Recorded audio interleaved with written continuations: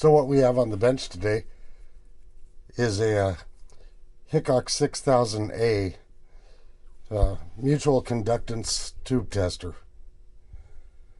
And it's not just on the bench today. It's been on the bench for 2 weeks. So this is finally repaired and it's calibrated.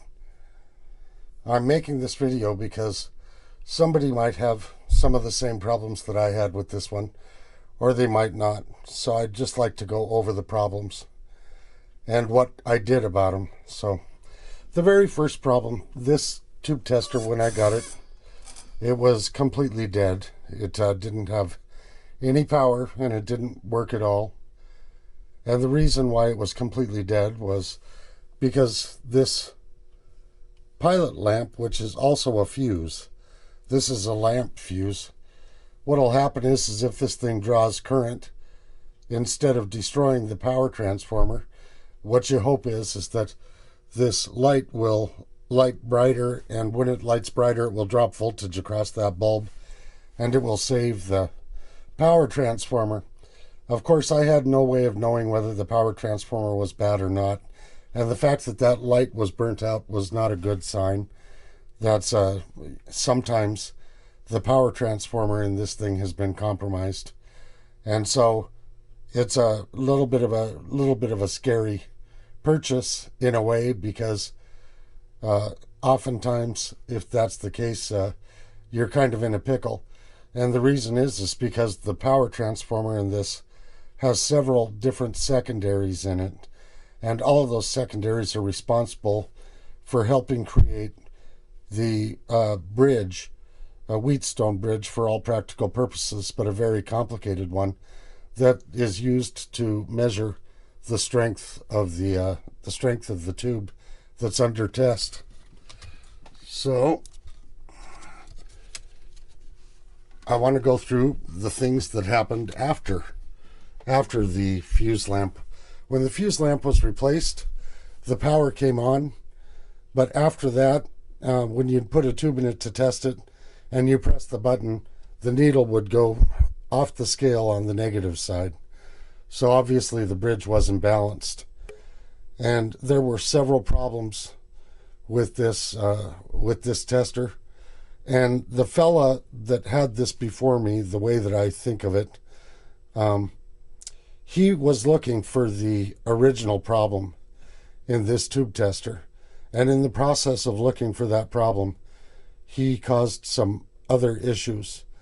And so when I got this, it's a little bit scary because there were multiple problems and all of them had to be found, and most of them were probably left over as a result of him searching for the problem that was originally causing the issue. So the second problem I found was this standee resistor right here. It has two taps on it right here, and these are taps that have screws in them. And he had replaced the screws in these taps, and in the process, this particular tap right here was tilted over, and it was digging into this resistor right here, and it was actually making contact with the wires. This wire wound resistor, and it was actually making contact with the wires, so you could measure resistance between here and here, which you're not supposed to be able to do. Moreover, because of that, this was not making contact on the wire strip that it was supposed to be making contact on, because it was all tilted over. So I tilted that back and thought, well, that's it. That was the problem with it. But that wasn't the problem with it. So at that point, I went in here and I started replacing the usual suspect capacitors. One of them is this one right here. It's a 50 microfarad that goes across the meter movement, an electrolytic. And I replaced that with a real good 50 microfarad that'll last it'll last my lifetime for sure. Replaced this 0.05 microfarad capacitor. Replaced this 0.0022 capacitor over here. And then I brought it back up and thought, well, now maybe it's working. But nope, the meter needle still went off the bottom of the scale every time that you'd push the test button on this. So at that point, I started looking through the wiring on the switches over here. And as complicated as it is, eventually after going through all of it, I found out that wiring was good. But in the process, I discovered that the wire right here, this little wire right here that comes off the end of this dual resistor, and that dual resistor I believe is for bias. Let me take a look. No, it's the shunt, I'm sorry. That dual resistor is the shunt resistor, and this wire coming off of it was just pointing out in the middle of the air. Now, my guess is he disconnected that because he wanted to determine what was causing the problem with the needle going off the bottom part of the scale. So I found out where that wire goes back to, and that wire goes onto this switch right down here on this contact, and I resoldered that wire. So I was pretty pleased with myself. I thought, well, that's going to do it. I tried it again, and sure enough, the needle still just went right off the bottom. So I started searching a little bit further, trying to figure out what was going on. And at that point, what I did was I tried to accomplish some of the steps in the calibration of this unit to try and figure out where it was failing. One of the first steps in the calibration of this unit is to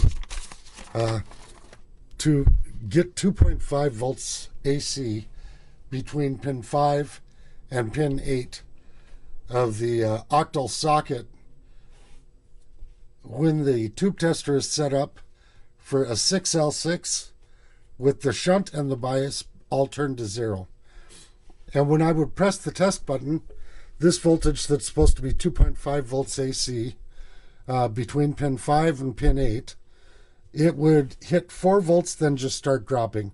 3.8, 3.4, 3, 2.5, 2, 1.5, and it would just fall off. Now that voltage isn't supposed to do that. That voltage is supposed to stay stable and solid at 2.5 volts AC. So I went back in here and I started looking some more, and I thought I'll go a little bit further and I'll go to this, try and do this plate calibration.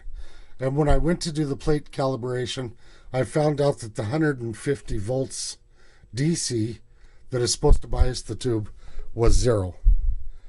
So at that point, I started tracing the plate wire, which is the orange wire here, all the way back.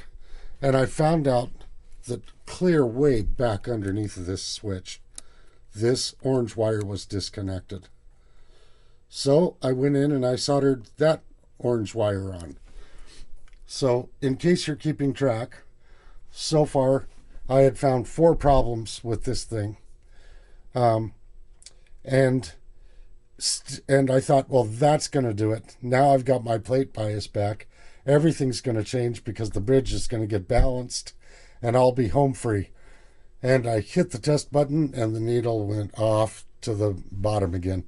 And you can imagine I'm pretty discouraged at this point because I didn't work on this 8 hours solid a day or anything. I'd work on it 45 minutes a day, an hour a day, and I'd keep on looking for things that were wrong. And this went on for 2 weeks. I've been working on this for a long time. That's the reason why I didn't make a video of the repair, because it's simple. Nobody's going to watch a 2-week video on something, you know. Anyway, at that point, I thought, well, there's probably something disconnected somewhere else. By the way, it's important that I tell you right now, this transformer right here has several different secondaries on it. And at the point where I hooked up that plate voltage and it was good and still nothing was working, I got worried about this transformer. I thought maybe one of the secondaries has gone bad. So I did a lot of measurements on this transformer.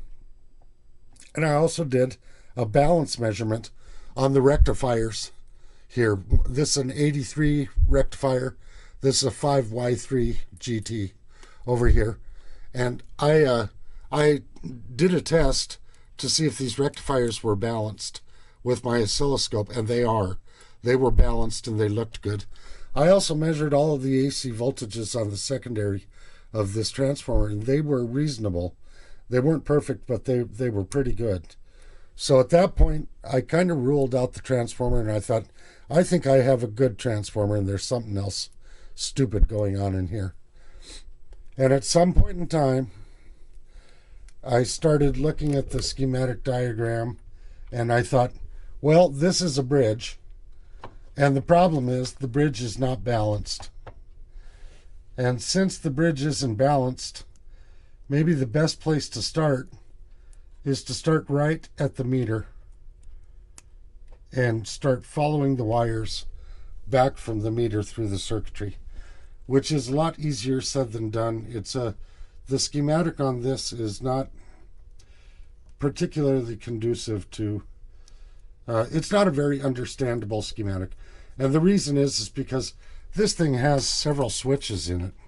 And the reason why it has so many switches is because it's made to test a lot of different tubes.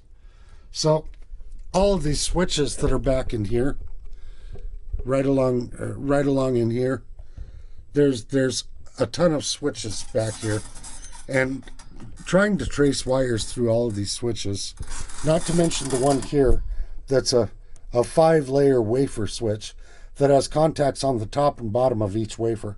So tracing these wires backwards was a very difficult thing to do. But in the process of doing that, I found out that one part of the bridge actually goes to the board here that is set up to feed the shorting lights. They're neon bulbs, and they're there to show whether a tube has a short between any of the elements. And in the process of that, there was one capacitor here, and I thought, that capacitor doesn't look very good, but it's a disc capacitor, and I almost never see disc capacitors go bad. But this is what that capacitor looked like. And I thought, boy, that doesn't really look very good, that capacitor. So I took it out and I put it on my capacitor checker. And my capacitor checker decided that that was a resistor and not a capacitor. So at that point, I thought, well, I've got one of those, and I went over and I got it and I soldered it in. It's right down in here, kind of buried in there. Once I soldered that capacitor in, all of a sudden the 2.5 volt measurement between pin 5 and pin 8, it went to 2.2 volts, and it just sat there at 2.2. It didn't fall. And that voltage had been falling every time that I would press the test button, and it was no longer falling. It was at 2.2 volts AC, which is fine with me because there's an adjustment right here for that voltage. This potentiometer right here, I'm going to try to be very delicate touching it because I've got it aligned. I've got it calibrated now. That potentiometer right there, what you do is you set your line voltage, then you measure that 2.5 volts AC. And if the 2.5 volts AC isn't right, you adjust that capacitor until you get the needle right up at line voltage, and you have 2.5 volts AC between pin 5 and pin 8 on the octal socket. And I was able to achieve that. And the second that I saw that I was able to achieve that, I thought, well, I haven't aligned the rest of it yet or calibrated it, but I'm going to stick a tube in and see what happens. I stuck the tube in, and when I pressed test, the needle went up to good. And I thought, boy, I gotcha. I gotcha now. So that capacitor down in there, and this is a point, let me see, what is it? Shoot. I'll have to try and remember. It's the biggest capacitor in that line. There's 5 capacitors that are all 0.01, and I think that this one is a 0.2 microfarad or something similar. We'll take a look at the schematic diagram in a minute, and I'll tell you exactly what that one is because I can't remember now. But that capacitor right there was throwing off the whole bridge in this thing, and that's the reason why I'm making this video. There are lots of videos out on the Hickok 6000A. But if you ever see your needle go diving down to the left And by the way, that capacitor was only a 25 volt capacitor. I don't know if that's the reason why it failed, but I put a 630 volt capacitor in there because I wanted to make sure that it never failed again. Now, the fellow that owned this before me, he has took all of the ties off of these bundles.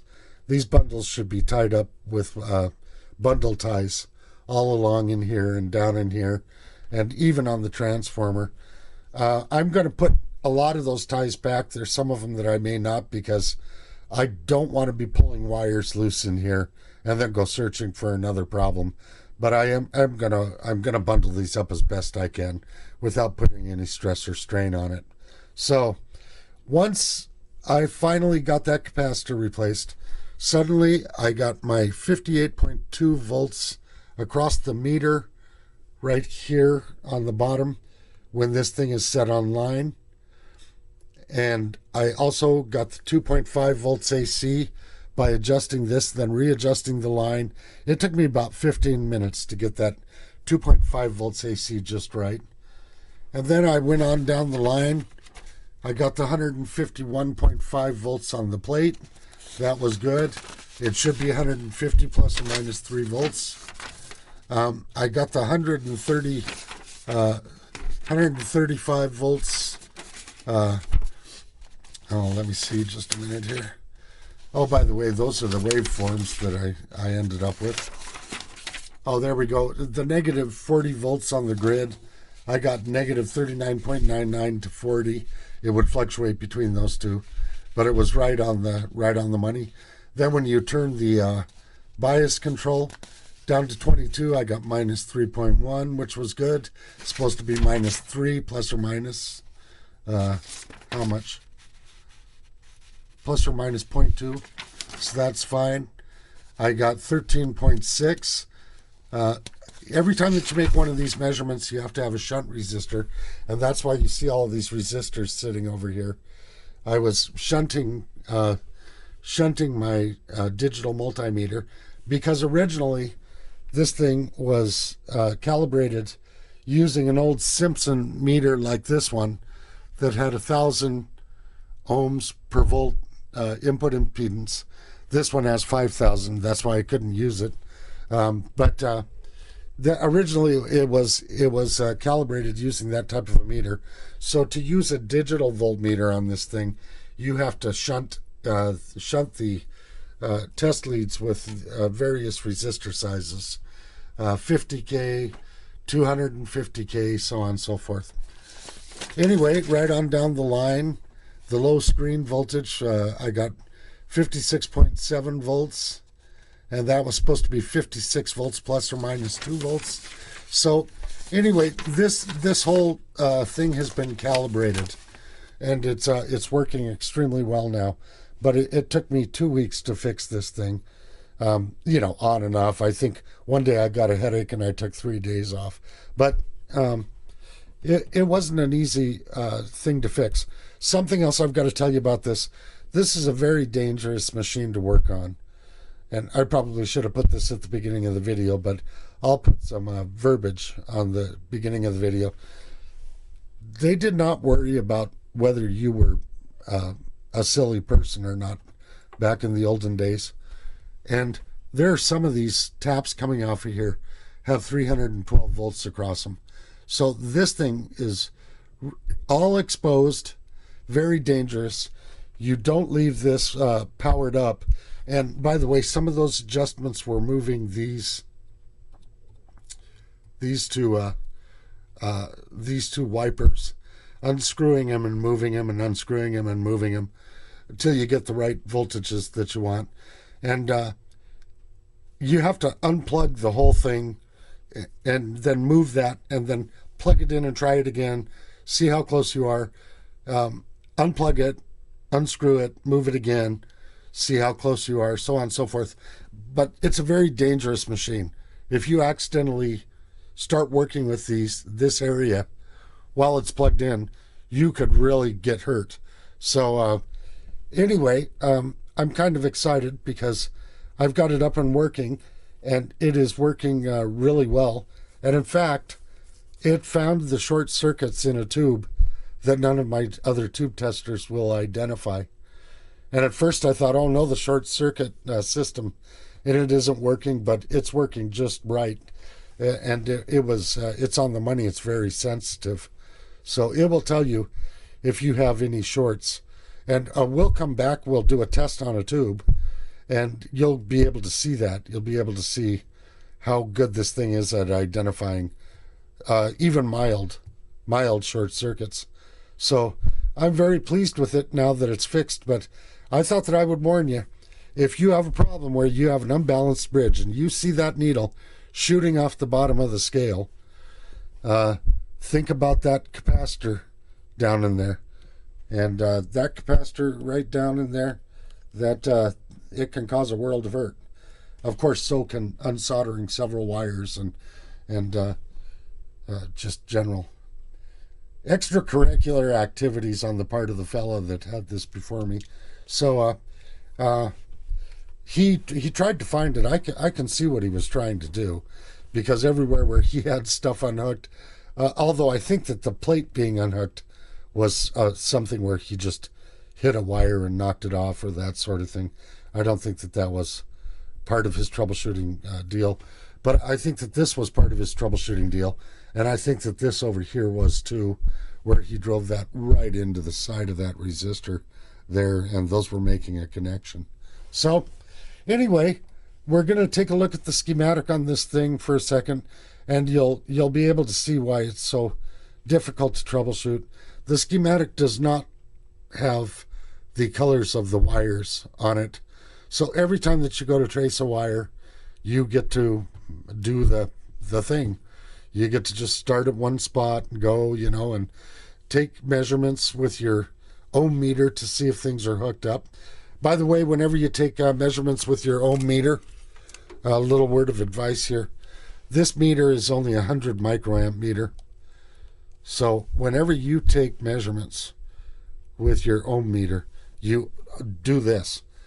You short across that meter so that your ohm meter won't shoot voltage through this meter movement here and destroy your meter, because these are pretty hard to come by. I think there's a place where you can buy a new one from. Then you'll have to modify the hole and put it in and do your calibration thing all over again. And they aren't exactly cheap. They're over $100, I believe. So when you're doing measurements with your ohm meter around here, make sure that you put this jumper on here so that your meter can't get fried. And then naturally you'll have to account for that whenever you do measurements that involve the area around the meter, because that also causes some of your readings to not read the way that you might have thought they would. So that's it for this thing, except for the look at the schematics so that we can show you where those the bad parts are. One last little thing, and I would be remiss if I didn't tell you this. Before you ever start working on this thing, you take this roll chart out. You won't come by another one of these roll charts, and they've just got paper on the back. Because I sprayed cleaner on all of these controls here, and I cleaned out all of these potentiometers and all of these switches. They've all been doused with cleaner. You don't want the cleaner getting on your paper, and you don't want your paper getting ripped. So you make sure that you take this roll chart out of the machine before you do anything with it, and take it and put it someplace where you know that it won't get damaged, because this is just paper scroll here, and it's like it's the age of the scrolls of the Dead Sea. So you don't want to ruin that scroll if you can help it, if you've got a nice one especially. So this is the schematic diagram of the Hickok 6000A, and as you get a little bit smaller, you kind of start to get the feeling that this thing is very difficult to follow, especially with the fact that they didn't color code any of the wiring on this diagram. So, for instance, if I were going to trace down the plate voltage of the that I was missing on the octal socket, the plate is on pin 3, comes down to this line, goes over here. As you take a look closer here, you see line number 3 right here run down. Runs over to this switch, through this switch, comes down over here. You can see how this goes. Eventually this comes over to the plate control. Over here on the plate control, that wire comes over, and then it comes on down and it goes into this mess. And eventually what will happen is you'll trace that over into this five wafer switch, and then you can go looking for it over there. Eventually you'll find the spot where the voltage is there, and you'll find the spot where it's not. That's when you find the broken wire. This switching setup over here for test and gas and filament test, these switches are also a bit on the complex side, and following each wire backwards is you can see that it turns into quite an issue. Over here is the power supply, which is my suspicion that there was a problem there, but and there was, because that guy had that resistor run into the other one, but for the most part the power supply was intact.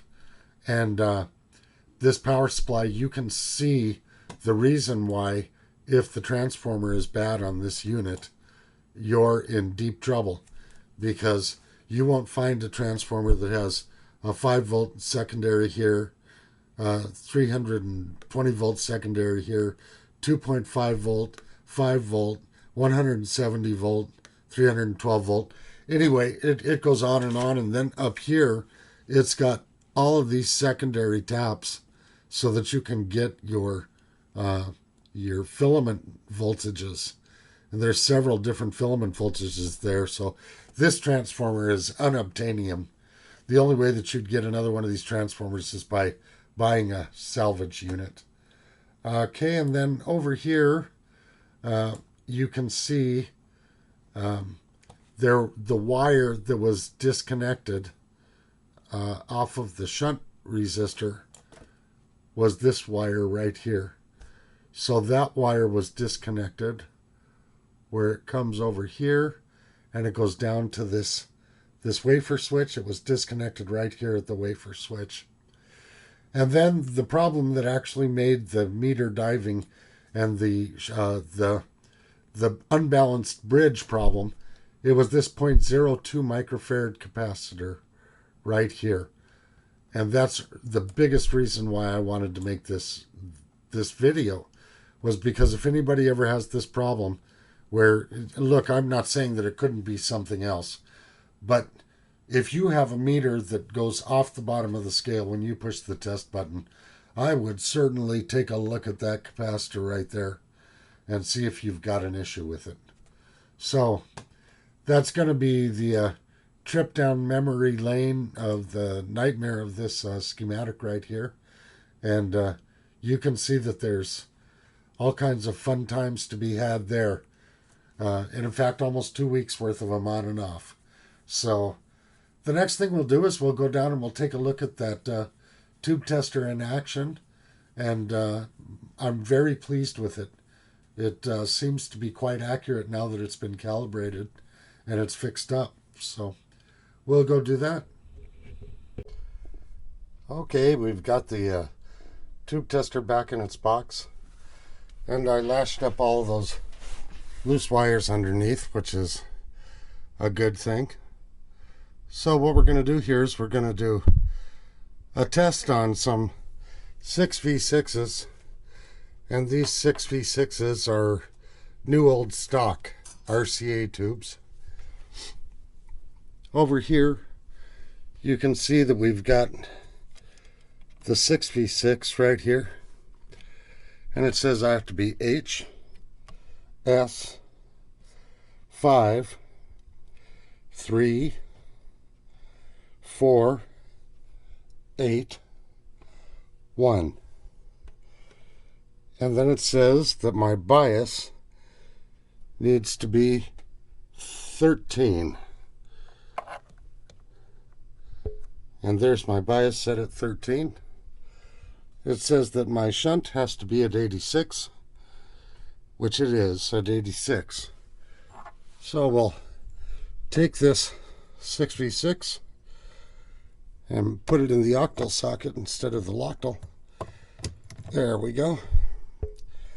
Then what we do is we turn this thing on over here and we start moving this knob until we get this meter right set at line. Now this can change throughout the test because sometimes things in your house turn on and turn off, like the electric heater and such. Now here, if you can see those lit up down there, I hope you can, there are lights, and those lights are neon lights, and if any of those lights go out, you've got a short in the tube somewhere. Got something wrong. Now we're ready for a test. Just let that tube warm up a little bit. I think it's getting pretty warm, and you can see that the tube tests good. Now on this chart there's a little thing over here that says mutual conductance. It says 4100, and to set for mutual conductance, there's a little dot on this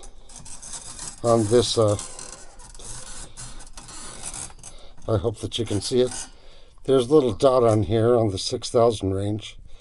So we're going to move this shunt right up to the little red dot, which in this case is pretty close. It's about 86.5.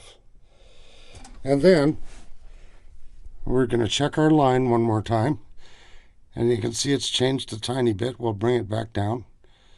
There we go. And now we'll press test again, and here we'll be looking at the 0 to 6000 range, and they say that for this tube 4100 is good, and this tube is measuring at about a little bit over 4200, but it's 4150, something like that. It's falling a little bit, and I think that what happened was my electric heater kicked on. Let me turn the line back up here a little bit. There we go. We have the line aligned. Press test again. And here we are. We're at about 4300. Falling a little bit, 4250. That's pretty good. So there you have it. That's the test of that tube. That tube has no shorts, as you can see in here, with all of these lights lit up. So that's one of the 6v6s. Now we're going to take that 6v6 out. And remember, these are new old stock tubes. I bought them that way. And we're going to put the next tube in.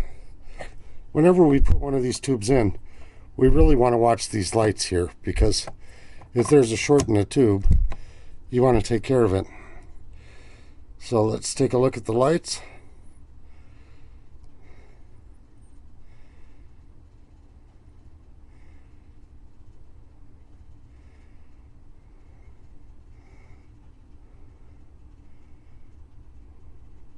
Something kind of interest is happening here. Did you see that? Two lights went out. The two lights on the right hand side. And so what's going on here, if you take a look at this chart, is if these two lights go out where the two X's are, we have a filament to cathode short. And so this tube, even though it was sent to me as new old stock, has a filament to cathode short. And if you press test on this, you'll see, oh, this thing goes crazy. It goes way up. And also you'll notice that this light over here is lit kind of bright when I press test. So this tube is bad news. It's got issues. And what's interesting about this tube is that that filament to cathode short doesn't show up until the filament on it warms up. Once the filament on it warms up, it shorts to the cathode. And it's kind of an interesting anomaly. You'll notice that all of the lights are just fine right now. But as you watch, you'll notice that they go out. There they went. As that filament is getting warmer, it's expanding, and then it shorts against the cathode. So this is a very unfortunate situation. And by the way, none of my other tube testers picked up this problem. You would have certainly noticed it if you put it in a power amplifier, because it would have started humming quite a bit. So anyway, that's just kind of a demonstration of how this tube tester works, and it's really a nice tube tester. There's a very nice tube tester. So that's going to be the end of this for today, but I'm really pleased with this, and it should serve me real well for all of the years to come. The Hickok 6000A mutual conductance tube tester.